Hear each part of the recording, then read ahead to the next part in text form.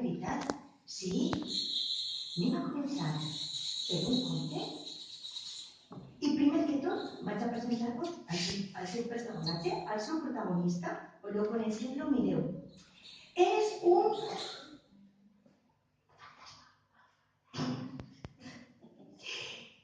fantasmeta xocotet.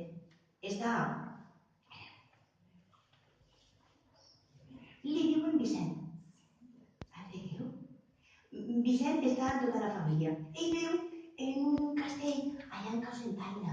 I està la mamà de Vicent, el papà de Vicent, l'àvia de Vicent, l'avi de Vicent. I té dos germanets que sempre li trauen la llengua i li fan...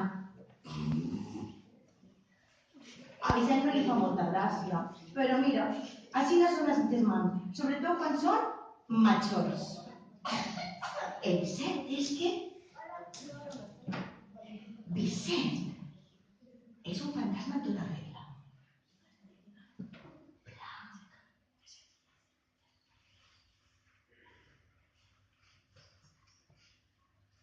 I sabeu què?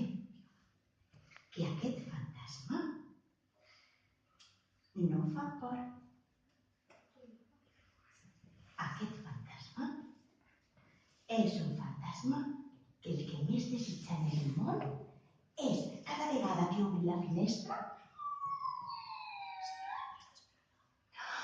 i veu a tant de xiquet, el que més vol és anar a jugar amb ells. Dos fantasmetes enronden el llit i fan que em desperte enmig de la nit. La cara tapada i el cos arrupit, dos fantasmetes enronden el llit. Dos fantasmetes enronden el llit i fan que em desperte enmig de la nit. La cara tapada i el cos arrupit, dos fantasmetes enronden el llit. Dos fantasmetes enronden el llit i fan que em desperte enmig de la nit. La cara tapada, el cos arrupit, dos fantasmetes enronden el llit. Vicent, un dia, mire, de tant de mirar la finestra, va tindre una idea.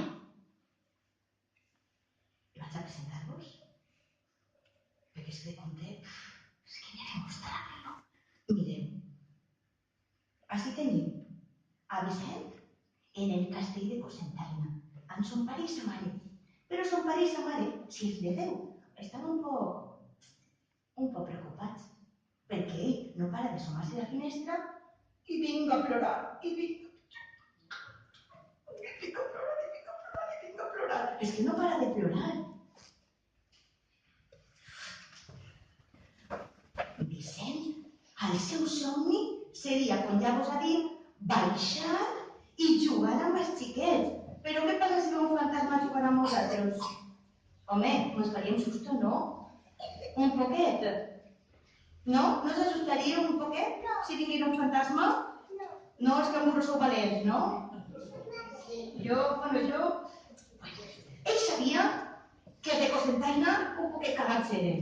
Aleshores va dir, millor no va ser de fantasma perquè si no s'assustaran. I, de sobte, va tindre una idea. I sabeu què va fer? Mireu, va agafar un barret, unes sabates, uns pantalons, un jersei, uns guants per a les mans i una bufanda per al coll. I així, tot vestit, se va atrevir a baixar al poble.